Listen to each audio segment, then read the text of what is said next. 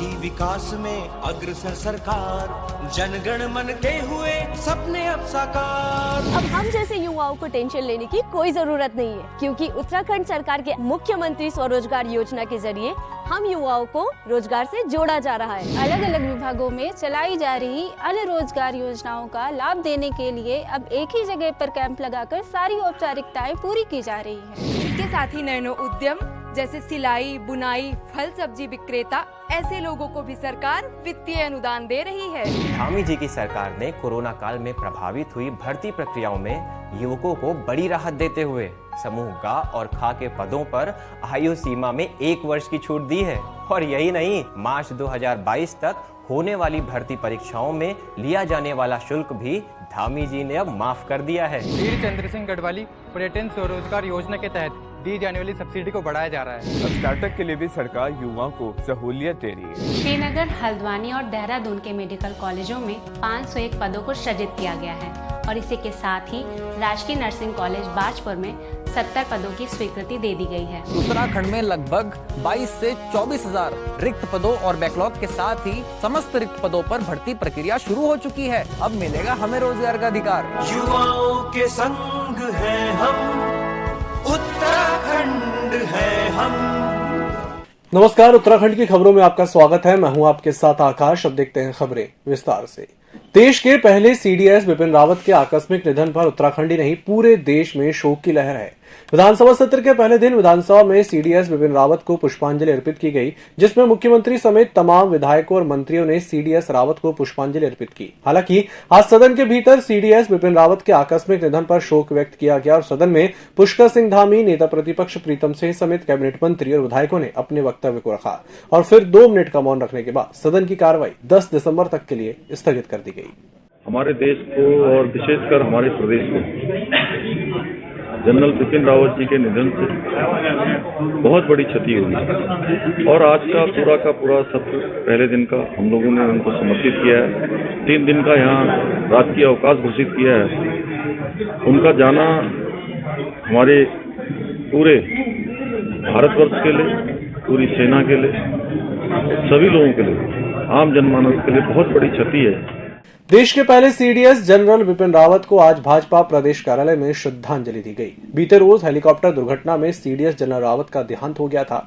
General Bipin Rawat Uttarakhand के रहने वाले थे। आज सुबह भाजपा प्रदेश मुख्यालय में मुख्यमंत्री पुष्कर सिंह धामी, स्वास्थ्य मंत्री धन सिंह रावत, प्रदेश अध्यक्ष मदन कौशिक सहित भाजपा पदाधिकारियों और कार्यकर्ताओं ने श्रद्धांजलि दी।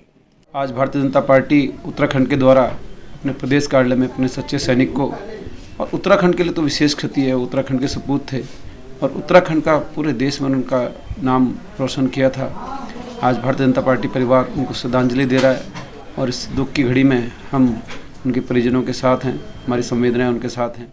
शहीद स्थल झूलाघर पर विभिन्न सामाजिक और राजनीतिक संगठनों के लोगों ने भारत के पहले chief of defence staff general Bipin Rawat के हेलीकॉप्टर दुर्घटना में शहीद होने पर भावपूर्ण श्रद्धांजलि अर्पित की और उनके चित्र पर पुष्प अर्पित कर बड़ी संख्या में लोग पहुंचे। लोगों ने उनके निधन पर शोक व्यक्त करते हुए कहा कि उत्तराखंड ही नहीं बल्कि ये पूरे भारत के लिए अपूरणीय क्षति है।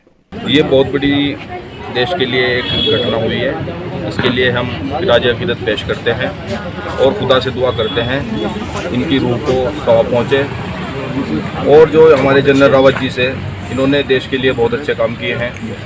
पाकिस्तान पर अटैक किया हो या कुछ और मामला हो, देश की सुरक्षा का मामला हो, तो हमारे जो रावत जी थे इन्होंने बहुत अच्छा देश के लिए काम किया। के लिए बहुत ही दुखद घटना है ये। इसके लिए हम सभी दुखी हैं, पूरा उत्तराखंड और पूरा देश ही दुखी है। और शहीद हुए हैं वो, क्योंकि वहाँ भी वो एक सैन्य कार्य से ही जा रहे थे, तो देश के लिए भी वो शहीद हुए हैं। और उनके साथ हम बिपिन रावत जी को भी और उनके साथ जो 12 अन्य लोग जो जवान शहीद हुए हैं उन सबको यहाँ पर आज ये इस कार्यक्रम के जरिए श्रद्धांजलि उनको दे रहे हैं। और ये हमारे उत्तराखंड के लिए पूरे देश की क्षति है। रुड़की के रामपुर रोड पर इस्लाम नगर में लगभग पिछले 2 साल से अवैध रूप से लग रहे पीट बाजार को आज प्रशासन की टीम ने बलपूर्वक हटवाया और आगे से बाजार न लगाने की चेतावनी भी दुकानदारों को दी। उसका जो मार्केट लगा हुआ बुध मार्केट, ये मार्केट के लिए जो है मना कर दी गई है। ये मार्केट नहीं लगेगा, आप लोग क्लोज करके चले जाए यहाँ से।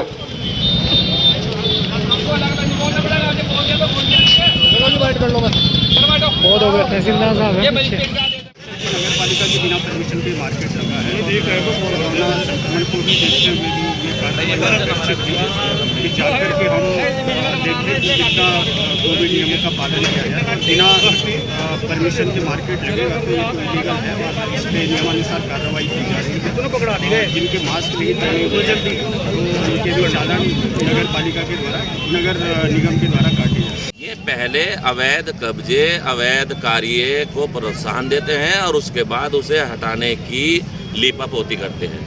तो मेरा कहना यही है कि अगर कोई अवैध कार्य शुरू होता है तो आप उसको उसी टाइम रोकिए। जब वो अपनी चरम सीमा पर चला जाता है, जब वहाँ पर पूरा कार्य शुरू हो जाता है, तब जाकर प्रशासन जागता है। इसी तरीके से ये अतिक्रमण पर करते हैं, नाले ढक जाते हैं, अवैध कब्जे हो जाते हैं, नक्शे पास हो जाते हैं, उसके बाद ये बुलडोजर लेकर पहुंचते हैं और उन मकानों को तोड़ते हैं। तो मेरा कहने का मतलब यही है कि जब कोई चीज शुरू होती है प्रशासन को उस टाइम पर उसको रोकना चाहिए। जनरल बिपिन रावत को पूरे देश में लोग नमन कर रहे हैं, श्रद्धांजलि दे रहे हैं। उनके पैतृक निवास स्थान पर स्थानीय विधायक ऋतु खंडूरी और स्थानीय लोगों ने पहुंचकर उन्हें अपना श्रद्धा सुमन अर्पित किए। विधायक ऋतु खंडूरी ने कहा कि जनरल रावत ने जो सपने देखे थे वह पूरे किए जाएंगे। उन्होंने कहा कि जनरल रावत का निधन पूरे देश के लिए अपूर्णीय क्षति है। अब सरकार उनके विकास को लेकर अधूरे सपने को जल्द पूरा करेगी। इस बुलेटिन में फिलहाल इतना ही। इसी के साथ मुझे दीजिए इजाजत। नमस्कार। ईएमएस टीवी के YouTube चैनल को सब्सक्राइब करें और बेल आइकन दबाएं। साथ ही ईएमएस न्यूज ऐप डाउनलोड करें।